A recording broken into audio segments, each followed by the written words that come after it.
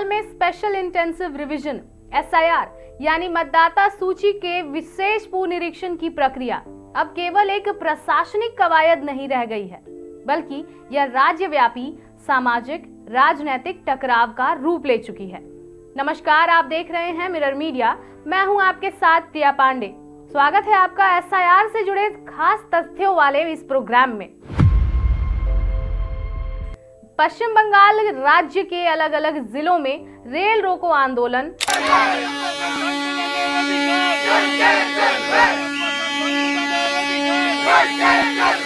सुनवाई केंद्रों पर हंगामा, सरकारी कार्यालयों में तोड़फोड़ और राजनीतिक दलों के बीच तीखी बयानबाजी इस बात का संकेत है कि एसआईआर प्रक्रिया को लेकर जमीनी स्तर पर भारी असंतोष है। অধিকারী অ্যাকচুয়ালি যারা বাংলা বিরোধী মনে রাখবেন, এই গুজরাটের দুই নেতা নরেন্দ্র মোদী, অমিত শাহ, তারা বাংলার যে কৃষ্টি সংস্কৃতির যে ঐতিহ্য, যে স্বাধীনতা আন্দোলনের অবদান, সেটা 100 বার। এটা তো স্বাভাবিক যে সবাই চায় যে নিঃশর্ত, কিন্তু তারা তো শর্তে এত বেঁধে দিয়েছে, তাদেরই তো ভোটটা নিয়েছে, তারা বোঝেনি, তাদের তো কোনো দোষ নেই, তারা ওপাল বাংলা থেকে এসেছে। আসার পরে তাদের পিঠেই আজকে নরেন্দ্র মোদী, বিজেপি এবং নির্বাচন কমিশনের মাধ্যম দিয়ে আজকে ছুরা মেরে দিল তাদের। चुनाव आयोग द्वारा शुरू की गई स्पेशल इंटेंसिव रिवीजन यानी एसआईआर प्रक्रिया का उद्देश्य मतदाता सूची को शुद्ध करना है। फर्जी वोटरों की पहचान, मृत मतदाताओं के नाम हटाना, डुप्लीकेट एंट्री को खत्म करना, नाम, उम्र और पते में त्रुटियां को सुधार करना। लेकिन पश्चिम बंगाल में इस प्रक्रिया को लेकर आरोप लग रहे हैं कि इसके जरिए वैध मतदाताओं को परेशान किया जा रहा है, खासकर गरीब, अल्पसंख्यक और ग्रामीण तबके को।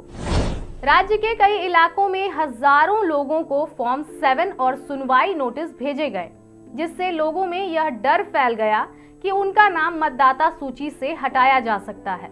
लगातार बढ़ते विरोध और हिंसक घटनाओं के बीच चुनाव आयोग ने पश्चिम बंगाल में एसआईआर से जुड़े दावों और आपत्तियों की अंतिम तिथि बढ़ाने का फैसला किया। सीएसआर जर्नल की रिपोर्ट के अनुसार चुनाव आयोग ने एसआईआर प्रक्रिया की समय सीमा बढ़ाकर लोगों को राहत देने की कोशिश की है, ताकि कोई भी योग्य मतदाता सूची से बाहर ना हो। हालांकि आयोग का कहना है कि प्रक्रिया पूरी तरह पारदर्शी और कानून के दायरे में है, लेकिन जमीनी हकीकत इससे अलग नजर आ रही है। पूर्व वर्धमान जिले के समुद्रगढ़ में एसआईआर के खिलाफ गुस्सा सड़कों से निकलकर रेलवे ट्रैक तक पहुंच गया।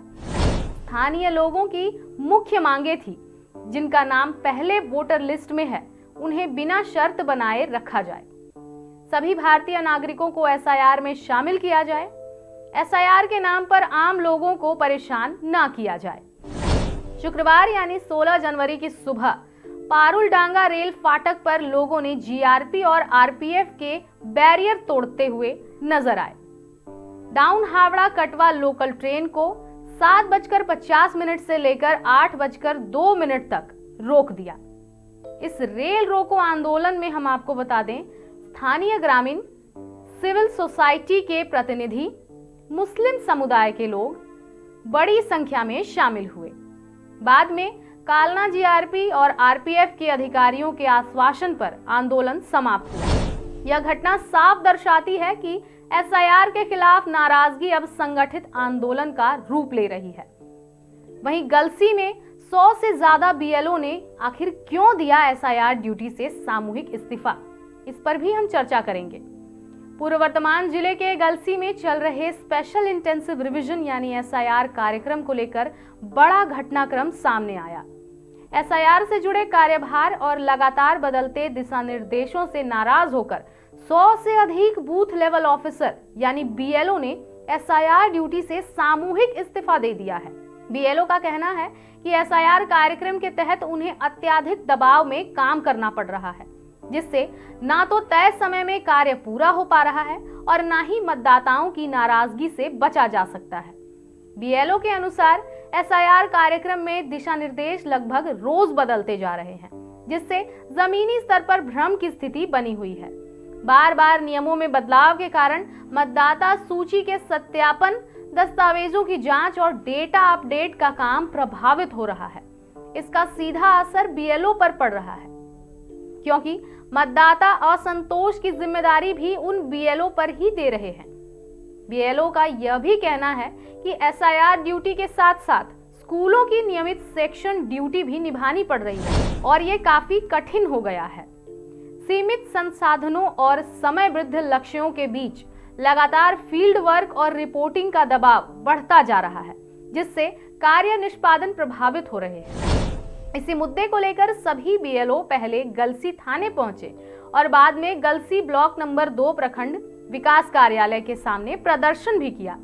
इस दौरान अनुमंडल पदाधिकारी यानी एसडीओ की मौजूदगी में कम्युनिटी डेवलपमेंट ऑफिसर मैत्रियो भौमिक को एसआईआर कार्यक्रम से जुड़ी 25 बिंदुओं की शिकायत के साथ सामूहिक इस्तीफा सौंपा गया। ये काफी बड़ी बात है कि 100 से अधिक बीएलओ जो हैं वो सामूहिक इस्तीफा दे रहे हैं। बीएलओ प्रतिनिधियों ने बताया कि बीडीओ ने उनका इस्तीफा स्वीकार करते हुए उन्हें मुख्य निर्वाचन पदाधिकारी यानी सीईओ कार्यालय भेजने का आश्वासन दिया है। साथ ही बीएलओ ने स्पष्ट किया है कि एसआईआर कार्यक्रम के तहत वे कम से कम 2 दिनों तक कोई काम नहीं करेंगे। আমাদের মূলত অভিযোগ ছিল এই এসআইআর এর নাম করে ইসিআই বিএলওদের এবং সাধারণ মানুষদের যে হয়রানি করছে তারই প্রতিবাদ স্বরূপ আমরা এই 259 যে খণ্ডঘোষ বিধানসভা এবং 274 গলসি বিধানসভার যে বিএলও যত বিএলও আছে তাদের গণ ইস্তফা দিতে এসেছিলাম। আমরা ফিল্ড লেভেলে কাজ করতে গিয়ে অনেক রকম সমস্যার সম্মুখীন হচ্ছি। যেমন ধরুন, যে ফিল্ড দিয়ে বা যে কারণ দিয়ে আমাদেরকে হিয়ারিং এ পাঠানো হয়েছে, মানে সাধারণ মানুষকে হিয়ারিং এ পাঠানো হচ্ছে, সেগুলো অযৌক্তিক, কোনো মানে হয় না। মানে একটা মানুষের কেন 6 জন বাচ্চা থাকবে, বা বাবার সাথে তার ছেলের ডিফারেন্স বা মায়ের ডিফারেন্স 15 বছর, হয়তো কোনো একটা প্রিন্টিং মিস্টেকের জন্য বাবার বয়সটা কমে গেছে, ন্যাচারালি তার একটা হিয়ারিং চলে এসছে, মানে একটা অযৌক্তিক একটা হিয়ারিং এসেছে। সেই জন্য নামের বানান ভুল, হয়তো রাই RAY RAI আছে, AI সফটওয়্যার দিয়ে করার জন্য। আর 2002 এর যে লিস্টটা, সেই 2002 এর লিস্টটা বাংলা ছিল, আর এখন যেটা করছে সেটা ইংরেজির মাধ্যমে। ন্যাচারালি কি হচ্ছে, একটা বিরাট একটা পার্থক্য চলে আসছে। যাদের একটু পার্থক্য আসছে তাদেরকেই কিন্তু হিয়ারিং এ পাঠিয়ে দেওয়া হচ্ছে।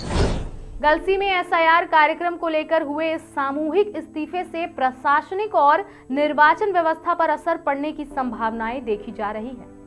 अब सभी की निगाहें इस बात पर टिकी हैं कि एसआईआर को लेकर प्रशासन और निर्वाचन आयोग इस स्थिति में कैसे निपटता है।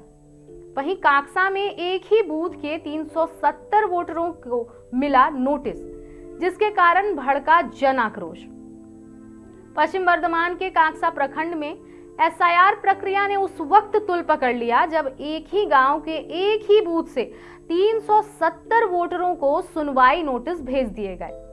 बूथ नंबर 13, कुल मतदाता 1260, सस्पेक्ट लिस्ट में डाले गए नाम 370। ग्रामीणों का आरोप है कि नाम की स्पेलिंग, पिता के नाम में मामूली अंतर, उम्र में 1-2 साल का फर्क जैसे छोटे कारणों के आधार बनाकर उन्हें संदिग्ध घोषित कर दिया गया। बुधवार को करीब 200 लोग सुनवाई केंद्र पहुंचे, जहां पीने के पानी की व्यवस्था तक नहीं थी। महिलाओं और बच्चों के लिए कोई सुविधा नहीं थी। घंटों लाइन में सभी को खड़ा रखा गया। इस अव्यवस्था के चलते लोगों का गुस्सा फूट पड़ा। अब हम आपको बताएंगे उन राजनीतिक आरोप प्रत्यारोप के बारे में जिसके कारण घमासान मचा है। सुनवाई केंद्र पर पहुंचे गलसी के विधायक नेपाल धरुई स्थिति का जायजा लिया। तृणमूल कांग्रेस के जिला उपाध्यक्ष उत्तम मुखर्जी ने आरोप लगाया कि चुनाव आयोग को बीजेपी और केंद्र सरकार अपने राजनीतिक हथियार की तरह इस्तेमाल कर रही है। वहीं बीजेपी जिला उपाध्यक्ष रमन शर्मा ने पलटवार करते हुए कहा, एसआईआर प्रक्रिया राष्ट्रीय चुनाव आयोग के निर्देश पर चल रही है। तृणमूल बेबुनियाद आरोप लगा रही है। एसआईआर को लेकर बीजेपी का विरोध भी लगातार होता जा रहा है। जमुरिया विधानसभा क्षेत्र में बीजेपी नेताओं और कार्यकर्ताओं ने बीडीओ कार्यालय के बाहर जमकर हंगामा किया। बीजेपी नेताओं का आरोप है कि फॉर्म 7 जमा नहीं लिया जा रहा है। बीएलओ का व्यवहार पक्षपातपूर्ण है। ईआरओ जानबूझकर फॉर्म स्वीकार नहीं कर रहे हैं। बीजेपी नेताओं ने साफ कहा कि जब तक साफ सुथरी वोटर लिस्ट जारी नहीं होगी आंदोलन जारी रहेगा। দেখুন আমরা আমাদের ফর্ম 7 জমা করতে এসেছি, যেহেতু কালকে একটা সার্কুলার এসেছে ইলেকশন কমিশন, যেখানে প্রপার ডাইরেকশন করে ইআরও আর এইআরওদের বলেছে যে তোমরা যে ফর্মগুলো নিচ্ছ না ওগুলো নিতে হবে, যে কোনো ইন্ডিভিজুয়াল এসে জমা দিতে পারে, আর ইআরও আর এইআরও বাধ্য আছে সেটা নিতে। ভেরিফিকেশন যদি করতে লাগে তাহলে করতে পারে, আর ভেরিফিকেশন শুধু সেই কেসে হবে যখন একজন 5 থেকে বেশি কমপ্লেন বা ডিলিশনের জন্য মানে অ্যাপ্লিকেশন করছে, না হলে ভেরিফিকেশনেরও দরকার না, এমনি নিতে পারে। কিন্তু আপনারা বুঝতেই পারছেন যে এখানে কি ব্যাপার আছে।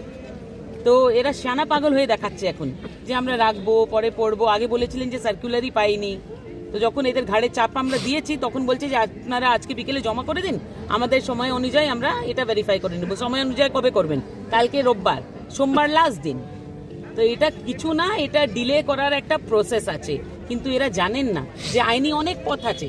যদি এরা 19th আগে ভেরিফিকেশন না করে তাহলে আবার ইলেকশন কমিশনের কাছে গিয়ে এই পার্টিকুলার ইআরও আর এইআরওর এগেইনস্টে আমরা যেগুলো সাবমিট করেছি ভেরিফাই করিয়ে দেবার অর্ডার বের করব। বিডিও সাহেব যিনি আছেন সেই এইআরও আছেন, আর ইআরও যে আছেন সেও এখানে ছিলেন। তো দুটো একই কথা ভাই, এত ভয়ভীত আছে যে সরকার থেকে এদের উপরে এত চাপ আছে। মুখে বলছে যে ইলেকশন কমিশন যা বলবে আমাদের তো সে করতে হবে, কিন্তু কাজ সেরকম না। কেন? ইলেকশন কমিশন তো বলে দিয়েছে যে ফর্ম 7 নিতে হবে।